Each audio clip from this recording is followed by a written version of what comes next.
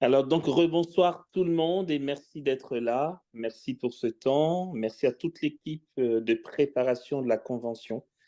Je veux voir Dieu pour tout le travail que vous faites, c'est super. Alors, comme prévu la dernière fois, je pense qu'il y a un mois à peu près, au mois de janvier, quand on a eu l'enseignement, j'avais proposé prendre 2-3 minutes de parole, hein, pour dire un mot sur la convention qui se prépare et pourquoi je me dois, pourquoi nous nous devons d'exhorter à la vivre. Et pour ça, je voulais juste lire un tout petit passage de l'Écriture tiré de l'Évangile selon Saint Matthieu. C'est l'envoi en mission, Matthieu 10. Il est dit ceci. Ne prenez pas le chemin des païens et n'entrez pas dans une ville de Samaritains. Allez plutôt vers les brebis perdues de la maison d'Israël. Chemin faisant, proclamez que le royaume des cieux est tout proche, guérissez les malades, ressuscitez les morts, purifiez les lépreux, expulsez les démons. Vous avez reçu gratuitement, donnez gratuitement.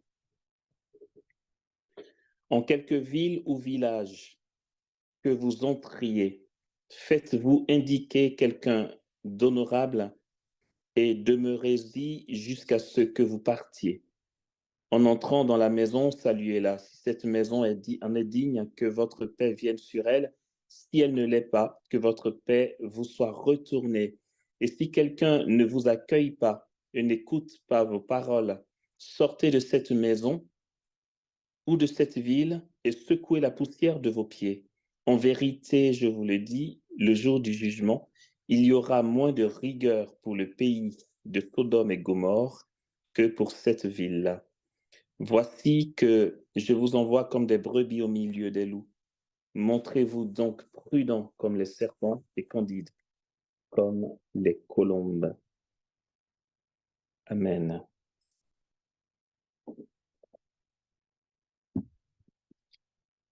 Alors, une convention se prépare et c'est très beau. Je ne sais pas combien de personnes sont en ligne, combien nous sommes. Peut-être bien que... Pardon? 63 au total. 63 personnes. Nous sommes 63 sur le Zoom, nous sommes près d'une trentaine sur YouTube. D'accord, c'est un beau nombre. Alors donc à tous, je me dis, dans une logique, peut-être que tous ceux qui nous suivent sont déjà en route vers la convention, se sont inscrits, ont l'intention de s'inscrire, on est dans du marketing et là, je fais mon marketeur sans scrupule. La raison en est simple. Vous savez quoi? En fait, dans notre charte d'école de prière et de ce qui est marqué aussi statutairement au CEDAL, bon, ça c'est les mots techniques, c'est le secrétariat exécutif diocésain de l'apostolat des laïcs. La raison d'être des équipes d'école de prière est de disposer des espaces de formation pour que nos frères et sœurs chrétiens acquièrent une autonomie spirituelle et grandissent dans la vie d'union à Dieu. On a commencé par des écoles de prière. Il y en a beaucoup moins aujourd'hui, mais on va remédier à la chose. Ce n'est pas plus une tare que pour moi quelque chose que Dieu a permis. C'est que nous sommes passés de la théorie, de beaucoup de théorie à de la pratique. Et là-dessus, franchement, de penser à mes frères et sœurs d'école de prière et de toute la famille école de prière, hein, je veux dire, bien sûr, vous, les Je veux voir Dieu, euh, je ne peux pas ne pas être ému, édifié et fier.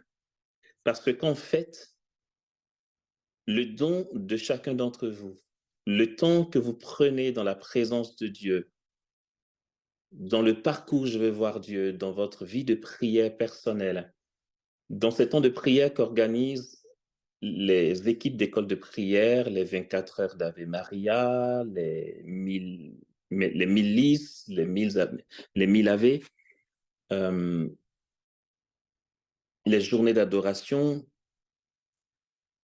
nous sommes témoins par notre propre vie. Et je dis merci à Dieu pour cet enseignement et merci à Jésus pour le Père Thibaut. Merci pour ce que tu as dit, Thibaut, parce qu'en fait, comme je te le dis souvent, avec toi, on apprend toujours, c'est très beau. Merci, j'ai appris beaucoup de choses ce soir. Et, et donc, allez, je vais commencer à aller vers la fin. Ce que j'ai à cœur de dire, c'est que, comme nous venons de l'entendre dans l'enseignement, et c'est génial de l'entendre en fait, c'est que dans le charisme, Dieu manifeste une merveille qui nous étonne, qui nous séduit, qui nous fortifie, qui nous donne de nous rendre compte qu'il est vivant dans nos vies. C'est étonnant, ça interpelle. Mais dans le charisme,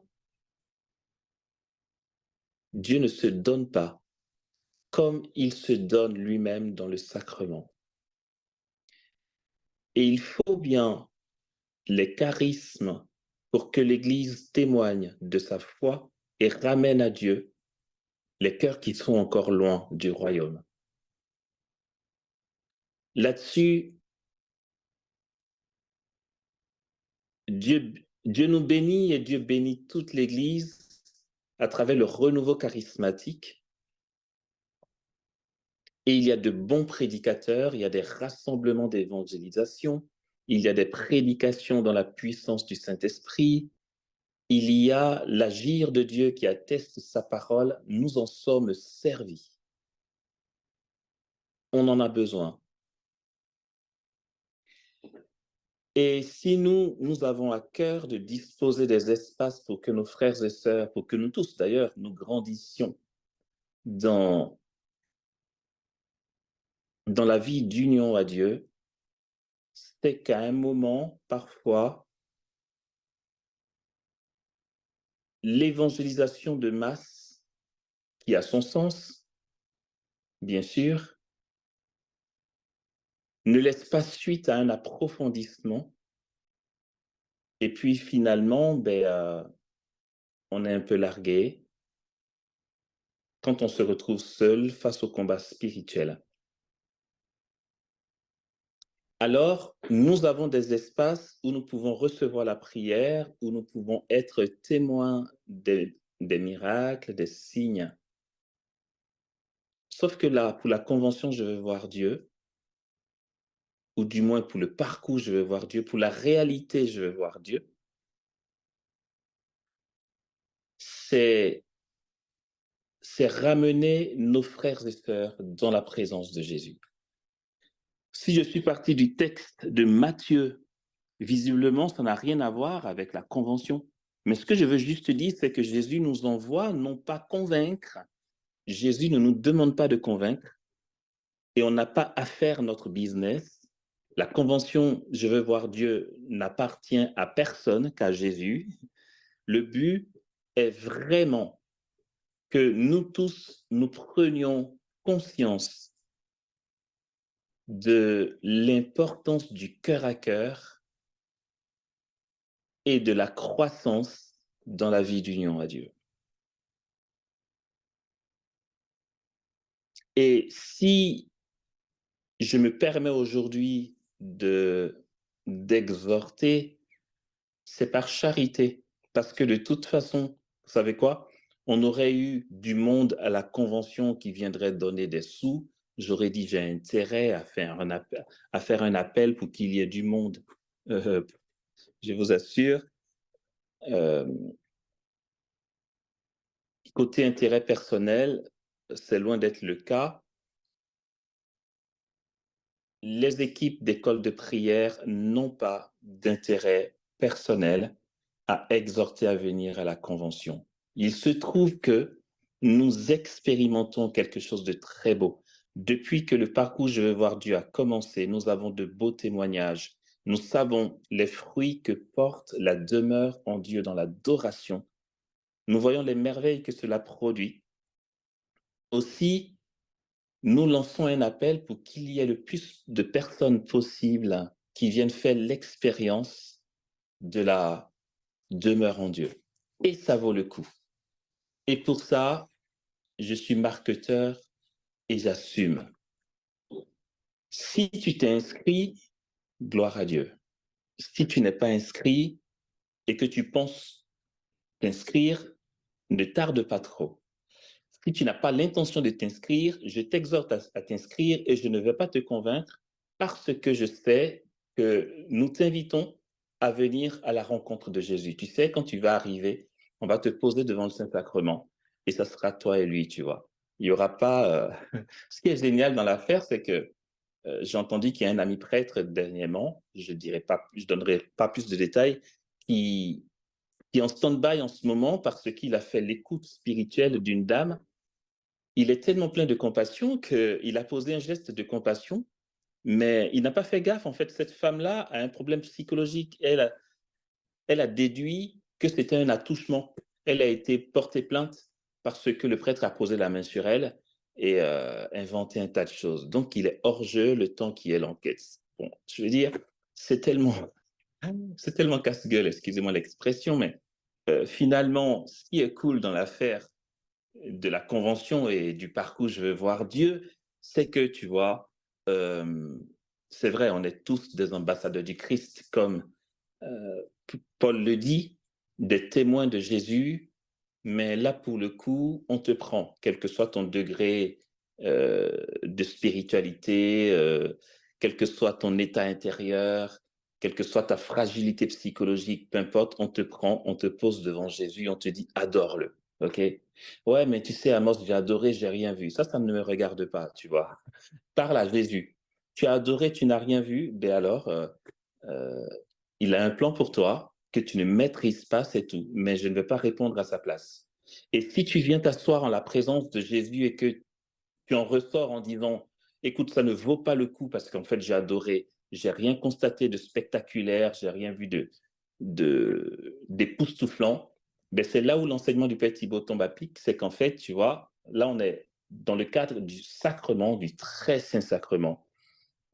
Dieu agit en toi dans le secret, dans l'efficacité parce qu'il se donne. Mais en fait, personne viendra te dire, ouais, écoute, Jésus t'a pas béni parce que si, parce que ça. C'est entre Jésus et toi. En fait, notre travail, c'est de te poser dans la présence de Jésus et que tu entres dans l'intimité avec lui. Le reste ne nous regarde pas. C'est pourquoi c'est notre devoir d'en parler. C'est notre devoir de faire entendre. Comme on dit en communication, on ne peut apprécier que quelque chose qu'on a vu. OK? Si des personnes disent ah ouais, il y a eu une convention, je veux voir Dieu, je n'étais pas au courant, là pour le coup, on aura bugué à notre niveau. Notre rôle pour Jésus et pour sa gloire et pour le bien de tous est d'en parler, est d'exhorter sans chercher à convaincre, sans insister. Je veux dire, à la convention, si on se retrouve à 15, on fera avec 15 et on se réjouira dans la présence de Dieu. Mais je m'arrête là en disant que c'est un devoir pour nous. Donc, pour nous qui sommes déjà inscrits, parlons-en. Parlons à notre entourage, à nos frères, à nos sœurs, pour que, en fait, vraiment, c'est mes derniers mots, pour qu'on vienne faire une expérience qui va se propager. Au cas où certains ne le comprendraient pas spécialement ou ne le sauraient pas, dans les équipes d'école de prière, nous sommes très peu. Et nous ne faisons pas de recrutement. Je suis désolé de te l'apprendre. Pourtant, nous avons soif que tu découvres l'importance du cœur à cœur et que tu partes le vivre dans ton milieu de vie, ni vu ni connu. Je veux dire, on ne te demandera rien, on ne te demandera pas de compte, tu disparais. Quelle joie ce serait si un Chinois passe par là, découvre l'importance de l'adoration et donne à toute la Chine de vivre des temps, des 24 heures, des journées, des nuits d'adoration. C'est tout le témoignage que nous voulons rendre. C'est la graine que nous jetons en terre pour la gloire de Jésus. Le cardinal Robert Sarah, lorsque nous étions avec lui, nous a bien insisté pour que nous réalisions qu'aujourd'hui, plus que jamais, l'Église a besoin de silence et de contemplation. On n'a pas à dialoguer avec le monde, on a à annoncer et à passer notre chemin. Qu'importe ce qui est dit de l'Église, toutes les accusations. Il nous disait qu'en fait, on veut trop plaire au monde et on se fourvoie par conséquent. L'Église est appelée à entrer dans un silence de contemplation. Et le monde sera relevé parce que la création tout entière attend avec impatience la révélation des fils de Dieu. Alors, j'invite tous ceux qui nous écoutent à se faire le relais de la communication de la convention « Je veux voir Dieu » pour que cet état d'esprit soit communiqué à un plus grand nombre et que nous devenions tous des fous de Dieu dans la prière, dans la demeure en Dieu. Comme dit le psalmiste, « Ma demeure